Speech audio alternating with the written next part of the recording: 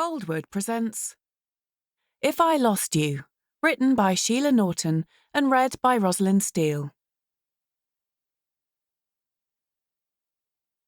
Chapter 1. The day I start to really worry about my son is the day the doctor looks at me across his desk, his eyes full of concern, his voice low and serious, too serious for my liking, and says, glancing at George, who's sitting next to me and beginning to fidget, "I think it would be a good idea for me to send a referral." A referral? Who to? I need to stay calm. A referral is a good thing, right? It means he'll see someone who knows more. A specialist, someone who deals with kids with asthma every day, who knows the best treatment, who, unlike Dr. Jackson here with his worried expression that's putting fear into my heart, will be used to this kind of situation. They'll have seen this all before. The worsening of the asthma to the point where poor George is having repeated serious attacks that don't respond well to the usual medication, where he's coughing himself sick, wheezing whenever he tries to run, and Dr. Jackson's prescriptions don't seem to be having much impact. The specialist will know what drugs George needs. Everything will settle down and we'll get some respite. We, being George himself, and perhaps even the rest of our family, although that might be asking too much. "A paediatrician," Dr. Jackson says. "There's a consultant who specialises in childhood asthma. I'll get an urgent referral sent to him." Urgent? I repeat, another stab of fear passing through my heart. Yes. He sighs and looks down at his computer, beginning to tap on the keyboard as he's talking.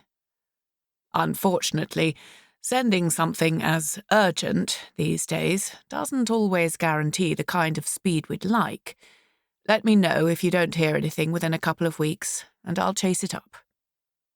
A couple of weeks? I sit back in my chair. I need to ask this question, and I don't want to. I don't want George to ask me afterwards what it means. At 5 years old, he shouldn't have to know. But he's looking down at the toy car he's got on his lap. He might not be listening, or be interested, and I have to know. I whisper it. "You don't think it's something life-threatening, do you, Doctor?" He looks back up. "I hope not, obviously. But as you know, asthma itself can be life-threatening if it's out of control. I'm not sure anymore, though, whether this is normal childhood asthma or not. There are some other indications here. Dr. Taylor will be able to get to the bottom of it. Try not to worry." He gives me a smile, but it doesn't reassure me. I thank him, and we head out to the car park, George walking slowly beside me, still fiddling with the toy car. "Okay, back to school then, Georgie," I tell him, with forced cheerfulness. "Can't we go home?" "No, it's not even lunchtime yet, and I've got to get back to work." My heart sinks at the thought. My boss, Trevor, is a hateful, misogynistic little man who makes unpleasant comments whenever any of us, usually me, needs to take time off. I gave him plenty of notice about this appointment, but unfortunately, because of George's asthma, there have been a lot of times when I've had to rush him to hospital or stay at home with him with no prior warning. I take the time off without pay, and I always try my best to make up the work in my own time. To be frank, the only reason I work in such a low-paid, unrewarding job in the first place is that I've got 2 little kids, one of whom repeatedly gets ill. I'm a qualified yoga and fitness instructor, but I can't run classes anymore because I'd have to keep ducking out at the last minute and cancelling. So I sit all day at a computer, inputting data that makes no sense to me, for a man who's a bully and pays peanuts. I know he'll be sarcastic when I turn up this morning, despite the fact that I'm going back earlier than I said I would. How did you get on at the doctor's? Nadia asks me when I get back to the office and log into my computer. He seems worried, I admit, sighing. He wants to refer George to a paediatrician, urgently. Well, that's good, isn't it? She asks gently. Hopefully the paediatrician will have a better idea of how to treat his asthma. Dr. Jackson isn't even sure it's normal asthma now. Oh, I don't know what to think. The attacks are definitely getting more frequent. He seems to have a cough nearly all the time and gets exhausted when he tries to run or do anything physical. And the trouble is, Nadia says sympathetically, you're getting exhausted too, aren't you? Oh, I'm all right. It's just such a worry, having to keep taking time off. Trevor's an arse. Ignore him. He's just bad-tempered. That's all very well, but I know I'm getting behind. I drop my voice, glancing across the office. And it's giving you and those two over there extra work, so we're having to play catch-up all the time. The work is so mundane that we can easily chat while we're working, but we both fall silent for a moment now, as we're aware that our two older colleagues, May and Pauline, who aren't as sympathetic as Nadia, always have their ears flapping. And it wouldn't be so bad, I go on after a few minutes, if things weren't so awful at home at the moment. Still no better between you and Ben? She asks quietly. I shake my head. No. I know we're both anxious about George, and Molly too, and we're both tired, but it's more than that. We just don't seem to be able to talk to each other without arguing these days. Poor you. So many worries, she says, touching my arm briefly. And this simple touch, these simple words, actually bring tears to my eyes for a moment. I shake my head, finding it hard to respond. Better get on, I say, more brusquely than I intend, and turn back to my keyboard. Molly comes out of school looking cheerful enough this afternoon, but as soon as she remembers George didn't go into school this morning, her expression changes. Did he have the whole morning off school? She demands. Again? No, we just went to the doctor's and he was back before lunch, I tell her. Did he get a treat? No, Molly, there's nothing to be jealous about. George smirks. But the doctor was nice to me. I showed him my car and he said, "Who cares?" she retorts. "Can we go home now, Mummy?" Molly's 7 and normally a placid, easygoing child. Well, she was until fairly recently. She was also, until fairly recently, very fond of her little brother. But since his asthma became so much worse, taking up so much of my and his father's time and concern, she started to resent him. Talking to her, explaining George's problems, used to help. It used to make her sympathetic and caring. I still see that side of her sometimes. I think some of George's attacks actually frighten her, and when that happens, I can see that she really does still love him and care about him. But, inevitably, she feels left out.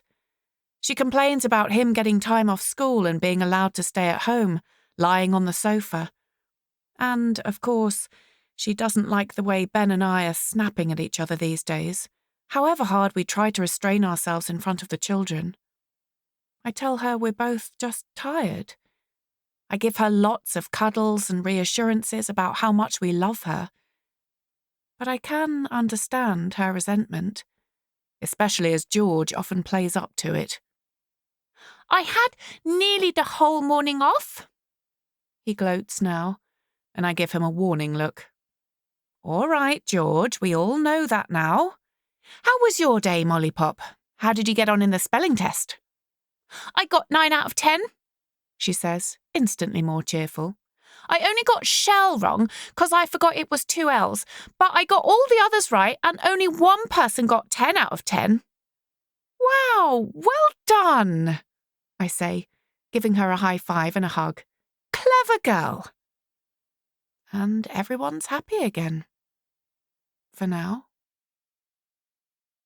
Ben's in a tense mood when he comes home, muttering about having a lot of marking to do and asking the kids to be quiet. He's forgotten to ask about George's appointment, but I tell him about it, briefly, while he's in the kitchen with me, making himself a cup of tea. A paediatrician? He repeats, looking up from pouring the milk into his mug. That's good news, isn't it? They might be able to prescribe stronger drugs. Dr. Jackson seems to be having doubts about whether it's even just asthma, I say quietly. It must be asthma, surely, he retorts. He's never seen George actually having an attack, has he? No, that's true. But he seemed worried, Ben. He's referring George urgently. Well, of course he's worried because he's out of his depth. George should have been seeing a consultant months ago. That's what I said all along. But the speed at which these things work these days in the NHS is pathetic. It's just not good enough. When it's a 5-year-old child.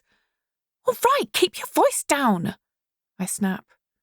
Well, you stand there telling me Dr. Jackson's worried. What about how worried we are? Why haven't you pushed for this urgent referral before, Joe? I've been saying for ages. Well, perhaps you should have taken him to the doctors once or twice, instead of it always being me having to take time off and getting into trouble at work. My job pays slightly more than yours does, if you really need me to tell you.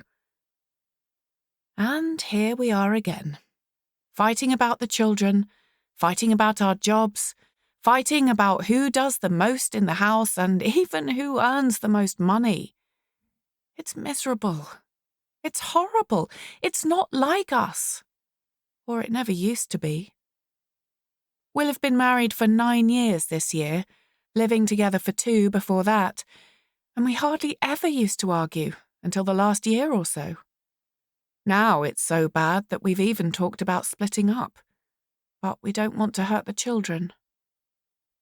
Ben goes off upstairs grumpily, and I turn back to preparing dinner with a sigh. There was something else I wanted to talk to him about this evening, something important. But I don't think he's in the right frame of mind now. It had better wait. I tuck the letter I'd intended to show him, the letter from my birth mother that had brought me so much excitement until the anxiety of today's appointment spoilt the mood, back into my pocket for another day. Chapter 2. All I'm saying is... It's a few days later, and Ben's using the tone that irritates and exasperates me the most, his tone of strained tolerance, pretending to be understanding when, in fact, I know perfectly well that he doesn't understand at all, and probably, within minutes, he'll lose his patience and start showing how he really feels. All I'm saying is that you need to be honest with yourself. Of course, this isn't all he's saying at all. He's had so much to say since I finally brought up the subject of my birth mother that we've been sitting here at the kitchen table for at least 15 minutes while he's made his points. A whole list of points, ending with this gem about me being honest with myself. I am being honest, I protest. It's honestly what I'd like. Oh, you know what I mean. Be honest about why you want this. Why you want to do it, and, more to the point, why she wants to do it. Why, all of a sudden, after all these years, you're happy for her to get in touch with you. She's never bothered before, Joe. She wouldn't have been allowed until I was over 18. But you're 36 now, he says, sighing with exasperation. And she's never bothered until now. I look away, down at the table. I'm feeling rattled. He asked me what I wanted to do about this, didn't he? And now I've told him he doesn't like it. He's sounding exasperated, almost angry, and I sense it's going to build up into yet another argument. I know it's a bit sudden, but it's what I've always wanted, you know that. I begin, but he cuts me short. You don't know who she is, what she's like, and how do you know whether this woman is really even your mother? Her letters come via the adoption agency. They'll have checked all her details. They wouldn't send it on to me without doing that. Look, I finally got the chance to meet my real mother, and obviously I want to. Anyone would. We've been through all this already. I sigh again and shake my head. I thought you'd be pleased for me. Pleased that I've got the chance to meet someone actually related to me for the first time in my life. Can you not see why that excites me? Why it's going to make me happy? You've got no idea whether or not it'll make you happy. Just because she's got in touch now, it doesn't change the fact that she gave you up over 30 years ago. She didn't want you then, did she? So why now? He stops, looks away, and adds, half under his breath, Anyway, I'm related to you. The kids are related to you. I thought we were supposed to be your family.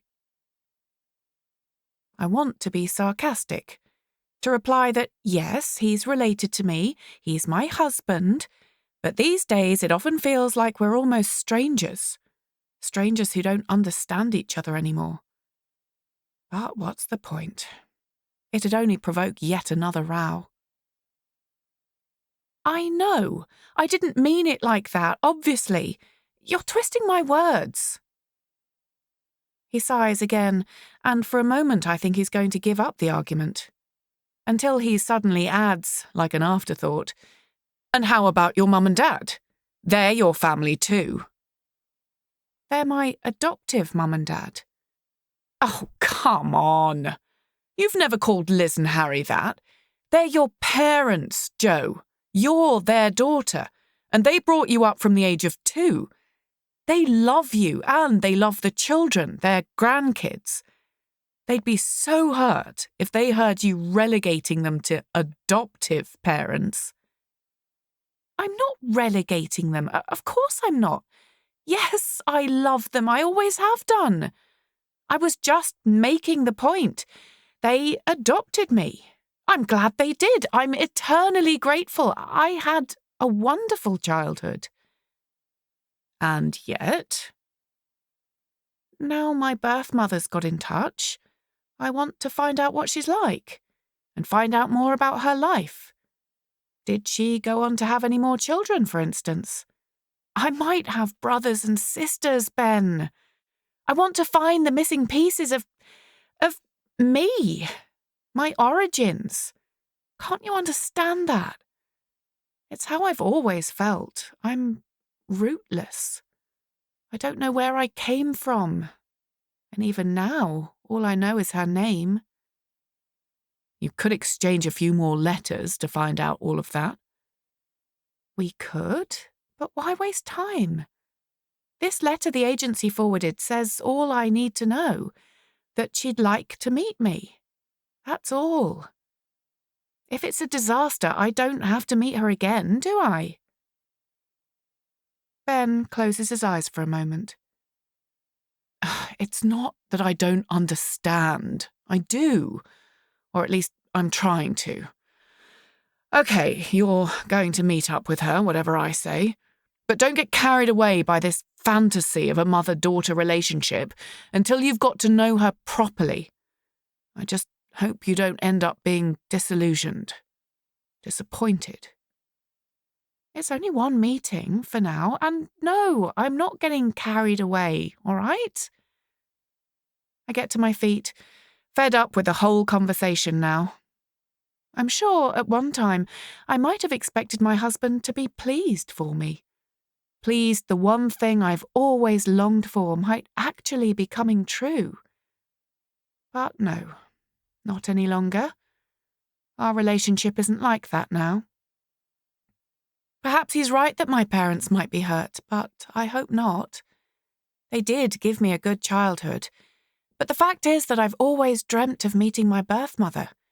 I've just never found the time to do anything about it.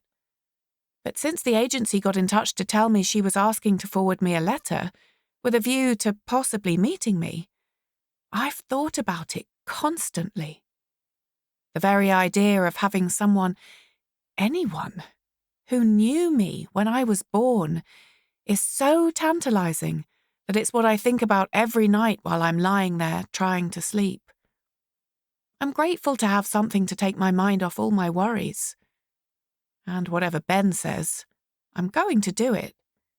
I'm going to reply to her letter, and I'm going to meet her. My parents, it's true that's all I've ever called them, have always been open with me about my adoption. I don't remember any of my life prior to being their child. All they've ever said about Barbara, my natural mother, is that she was a single mum who gave me up for adoption so that I'd have a better life than she could give me on her own. So why couldn't she give me a better life herself? I started asking as soon as I was old enough to think this through. Sometimes that's easier said than done, Mum told me. She was probably very hard up, and perhaps she had nowhere decent to live.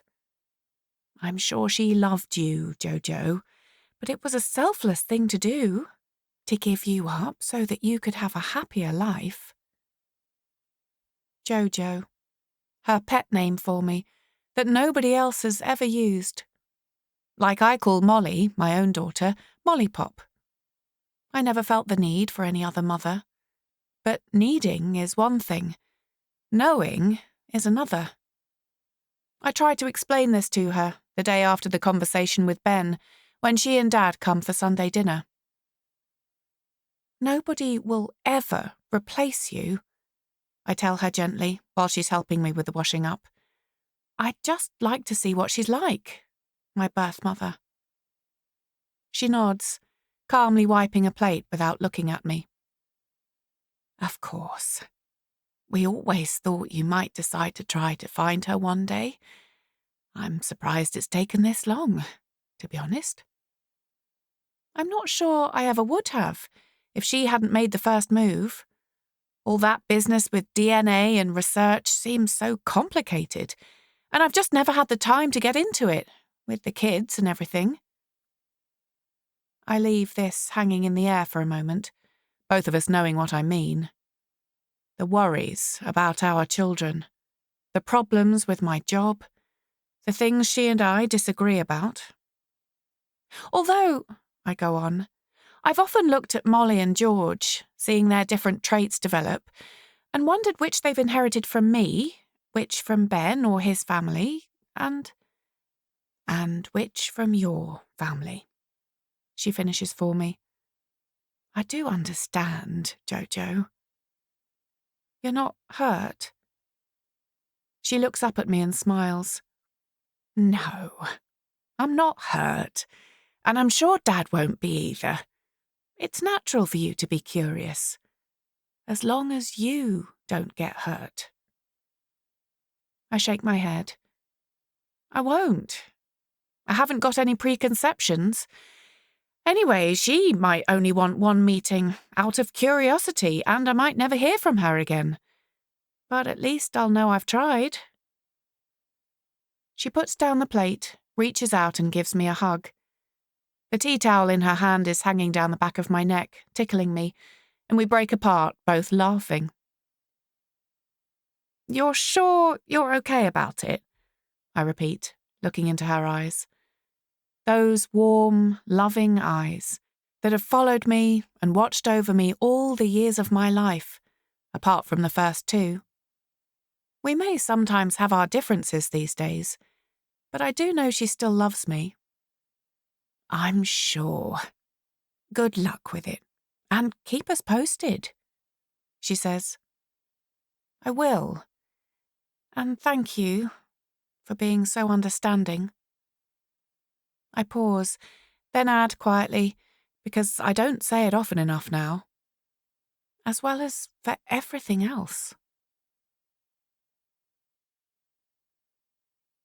Chapter 3. What was it like being adopted, Mummy? Molly asks me, twirling her fingers around a length of her long dark hair as I sit on her bed, reading her a bedtime story. The children both take after Ben, beautiful dark hair and big brown eyes. Molly's at such a lovely age, still so innocent, but growing more curious, more inquiring every day. And although we've been having a few issues with her recently, she's still basically a sweet, bright, thoughtful little girl. Well, actually, it didn't feel very different at all, I tell her. Your grandma and grandpa felt just the same as if they'd been my birth parents. I had a perfectly nice, ordinary childhood. But you never even met your own real mummy, she says, shaking her head sorrowfully. That must have been so sad. I would hate it if I didn't know you. Well, it's hard for you to understand, but if you'd never met me and had grown up with a different mummy who loved you, you wouldn't feel sad. I would, she asserts fiercely, and I laugh as she puts her arms around my neck and pulls me close, hugging me desperately, as if she's afraid I'm going to disappear. Don't worry, you've got me as your mummy for always, I reassure her. You wouldn't ever give me or George away, like your real mummy gave you away, would you? I knew this was where she was leading. I didn't tell the children about my adoption until I felt they were old enough to understand, but whenever the subject comes up, especially with Molly, who's more able than her little brother to think things through, I sense there's a frisson of fear as they automatically turn this around to imagine it happening to themselves. Give you away? I retort. After all the money I spent on your Christmas presents? No way. Not even if we were really, really naughty.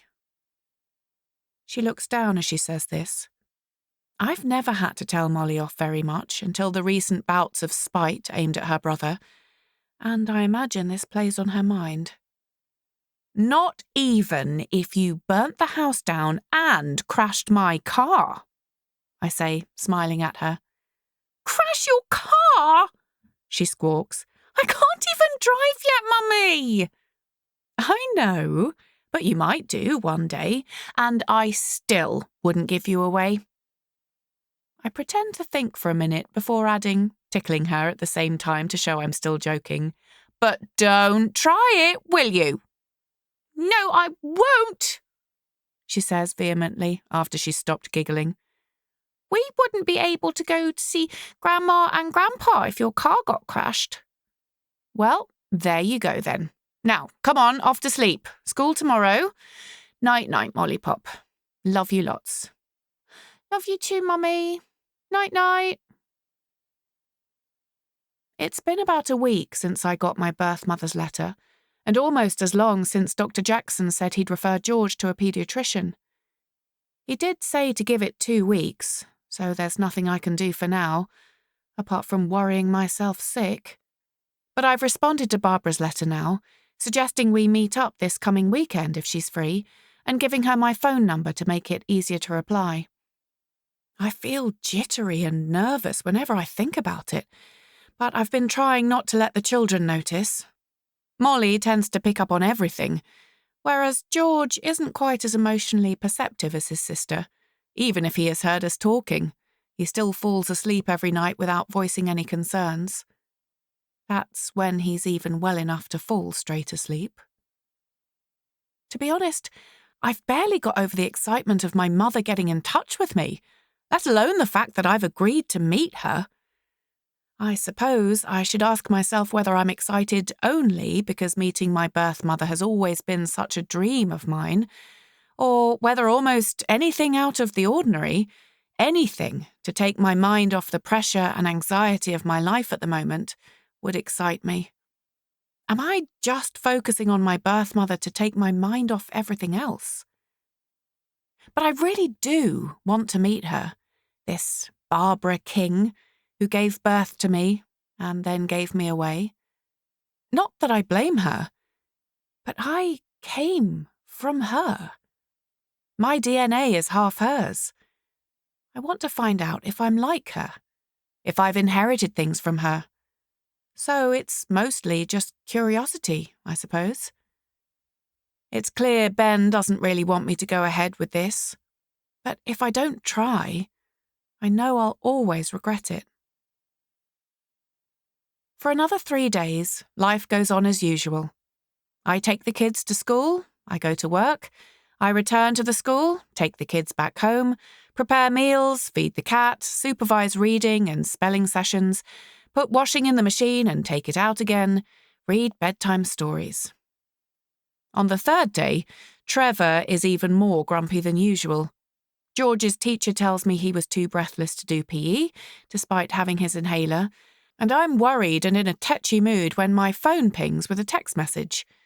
I'm too busy to read it when we first get home, checking that George's breathing's okay now, listening to Molly telling me about what she did in her lessons, and how one of the boys in her class fell over and cut his knee so badly there was blood all over the playground.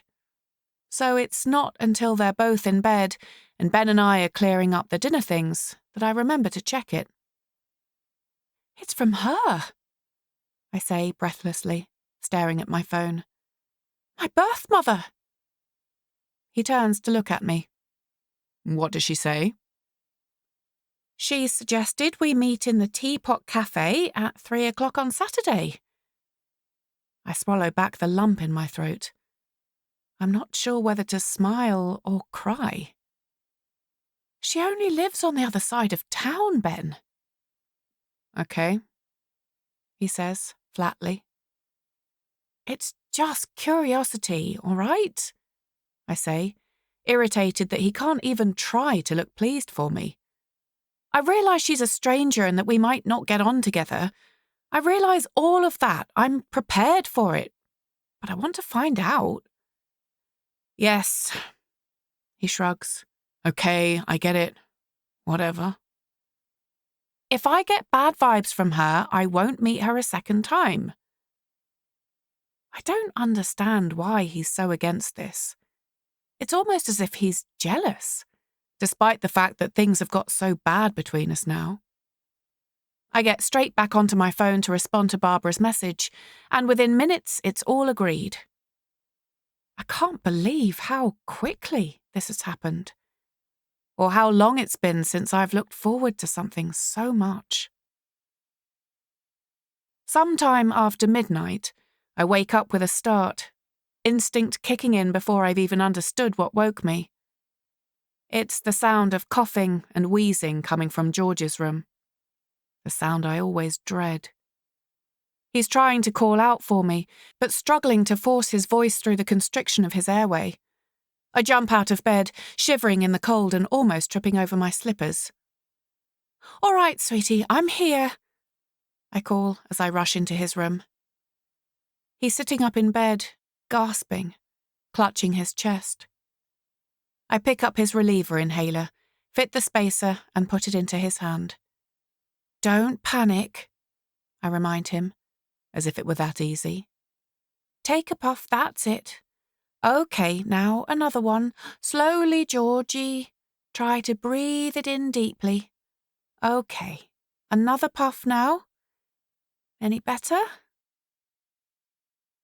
He shakes his head, his eyes wide with anxiety, his breath coming in short gasps, the wheeze whistling up from his windpipe. Lean forward a little bit. I take hold of his shoulders, hunched from the effort of breathing, and sit him up more comfortably. Right.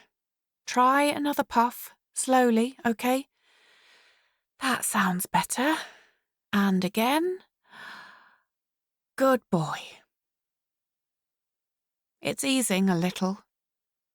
His shoulders relax, his breathing slows down and quietens, but he's racked with another spasm of coughing. He takes another puff of the medication without me prompting him, then puts the inhaler down, closing his eyes. He's exhausted. Do you want a drink of water? He shakes his head. I want to go to sleep, Mummy. Want to come into my bed? Okay. This is as much for my benefit as his. I can't relax, can't go back to sleep after he's had an attack. There have been several times when we've had to rush him to hospital. This time, I think he's going to be okay, but still, I'm anxious, however much I pretend not to be. He slides wearily out of bed and pads across the landing in front of me. Ben's awake, of course, and is sitting on the side of our bed, waiting for us. He knows the routine. You all right now, Georgie? He says, ruffling our son's hair as he crawls onto the bed. Come on, snuggle down next to Mummy. I'm going to go and keep your bed warm. George could actually squeeze in between us easily. These days, Ben and I usually sleep about as far apart as it's possible to get in a standard double bed, and George is small for his age anyway. But there's no point all three of us sleeping badly for the rest of the night. I know I'll probably lie awake, listening to George's every breath, listening to him tossing and turning, his dreams interrupted by the anxiety of the night. Do you think you should take him back to the doctor again? Ben asks me in the morning. Get him to chase up the referral. Or, he gives me a meaningful look, do we have to think again about the cat?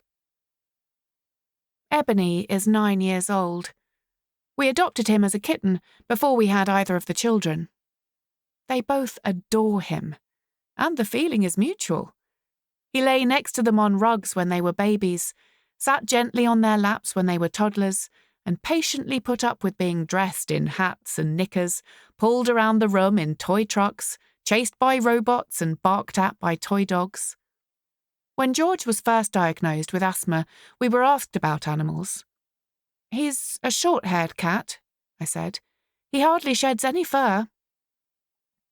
As the asthma got worse, we banned Ebony from George's bedroom, discouraged him from getting his face too close to the cat or from brushing him.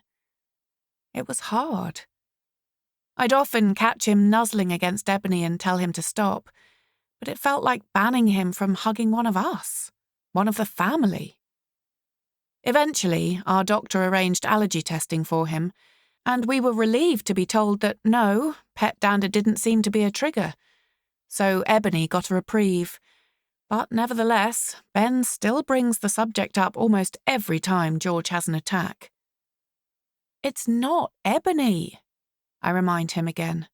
George isn't allergic. Well, whatever, the poor kid's exhausted, he says crossly. I know it's just his own anxiety, but I'm exhausted too, and he's not helping. Will you keep him off school today? This morning, at least. It means calling Trevor, taking another morning off myself. Can you drop Molly at school? Yes, I'll go and get her up now. He trudges up the stairs and I sit down to sip a cup of tea, sighing to myself. Why do we mothers always feel as if everything's our fault? Trevor sounds even more bad-tempered than usual when I call him to apologise for having to take the morning off. Again? He snaps. What is it this time?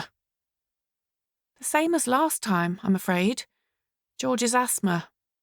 It's becoming a regular thing, isn't it? Can't you take him to a doctor? For God's sake! I want to say that not only does George see the doctor, as Trevor knows quite well, but he also sees an asthma nurse and a physiotherapist, and all these appointments add to the number of occasions when I have to take time off. I want to remind him that I take these odd hours or mornings off without pay. This is how life rewards parents, I'd like to tell him. But, of course, I don't say any of this because, like it or not, I need the job. Nadia sympathises and will try to cover for me, but I'm always conscious of the fact that the other two women resent the amount of time I take off. The work does get behind, however hard I try to catch up, and I apologise every time. All I seem to do is apologise. But Pauline and May just give me black looks and probably wish Trevor would replace me with someone more reliable. Luckily, George doesn't have any further problems this morning. He's still tired and he's still coughing, as always, but I drop him back at school just before lunchtime again so that he can eat his sandwich with his friends.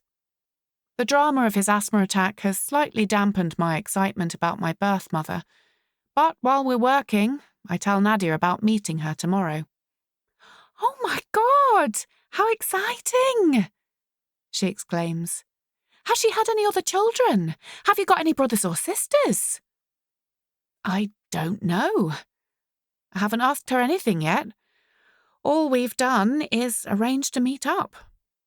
Have you told your mum, your adoptive mum, that you're actually meeting her?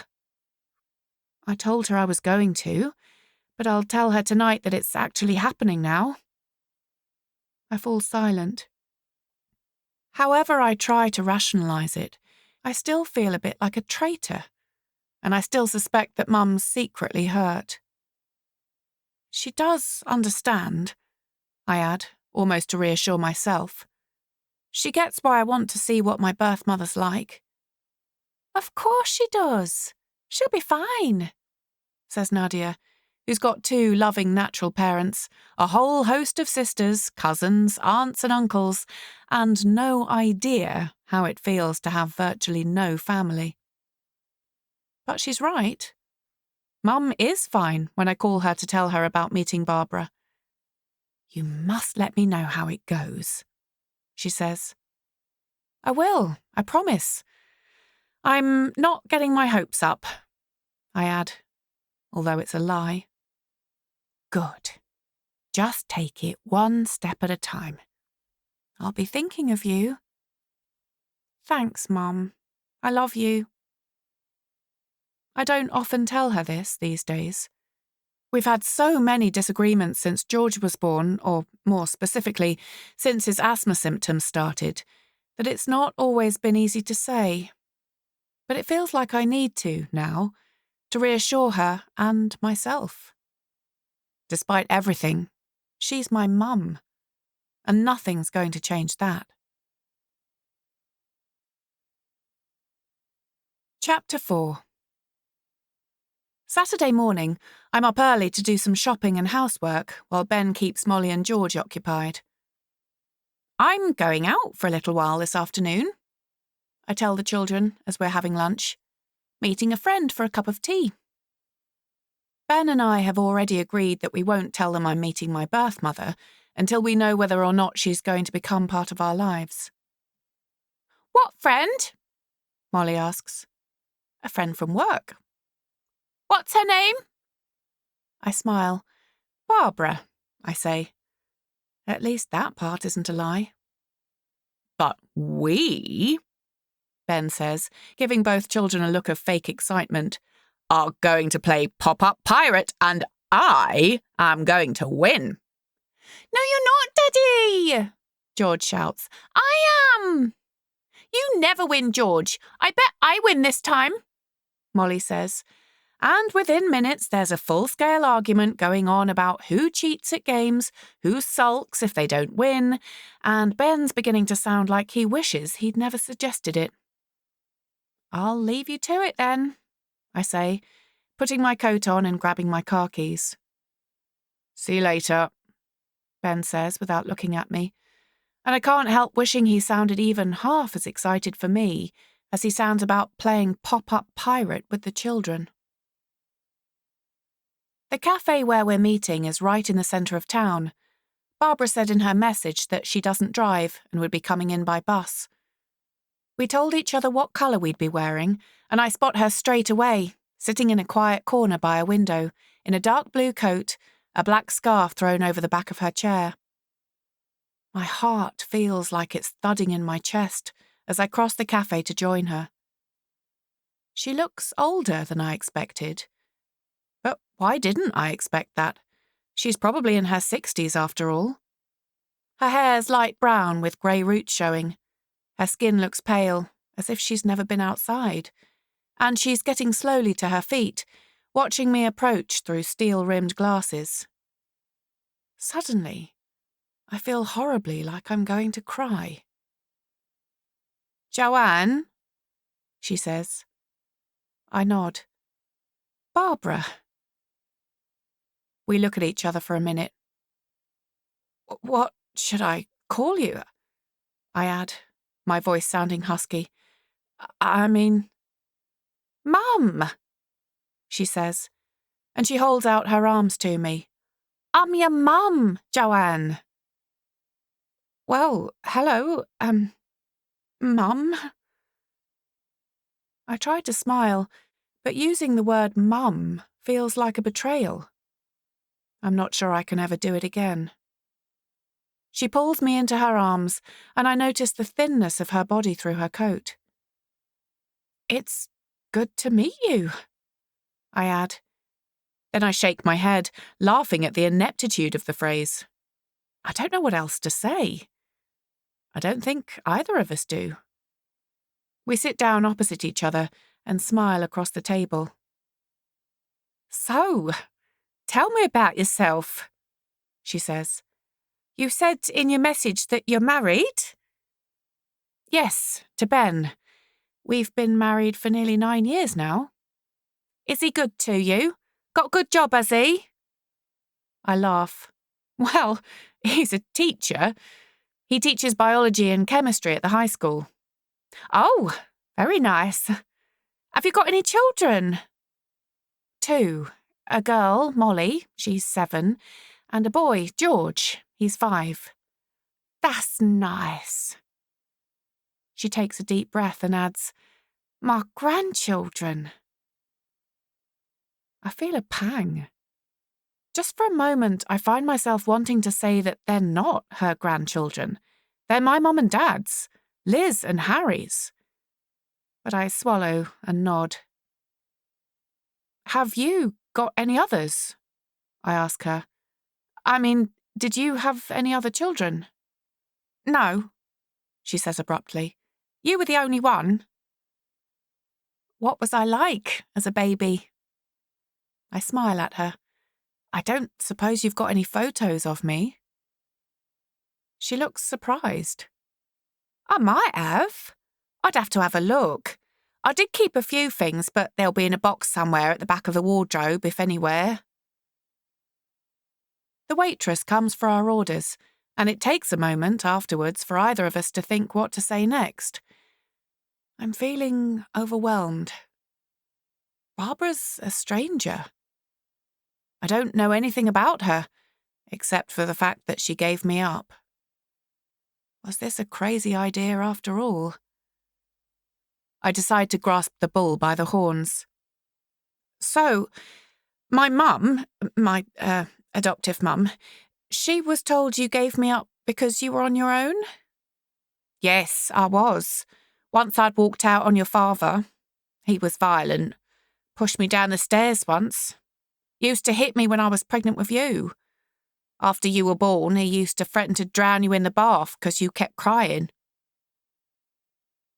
I flinch. She's telling me all this without a flicker of emotion. I guess she hardened herself to the details over the years. "Oh, I'm so sorry. I didn't know that.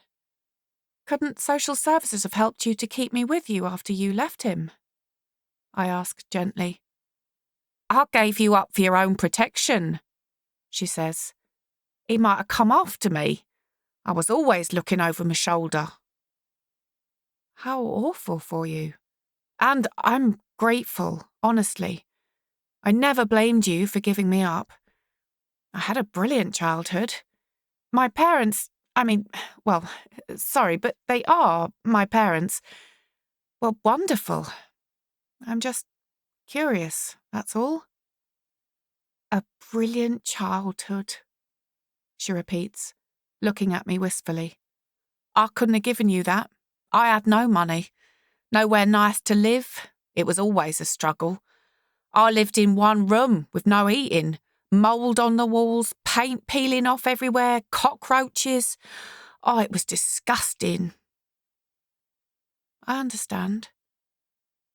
I reach out and touch her hand. That must have been so tough.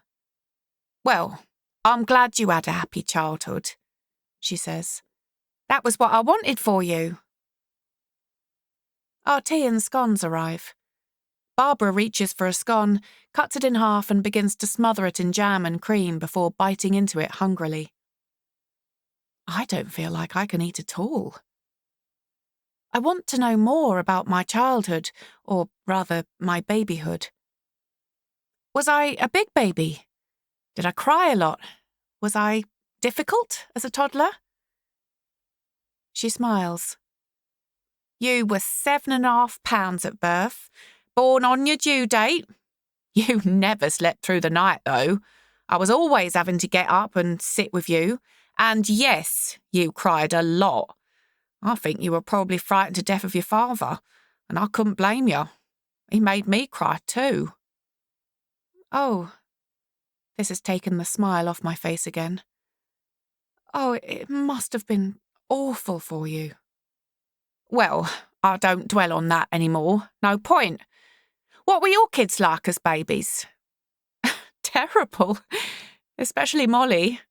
I didn't really know what I was doing with her, and I think she picked up on it. She was really fussy, fed badly and slept badly. At least you had a good husband to help you.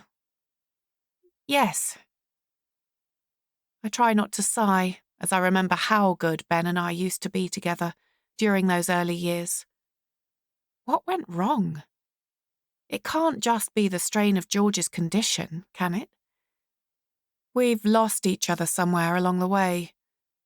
I give myself a little shake and change the subject. Where do you live now? I ask Barbara. On the East Ford estate, she says. On the edge of town, up where the gasworks used to be.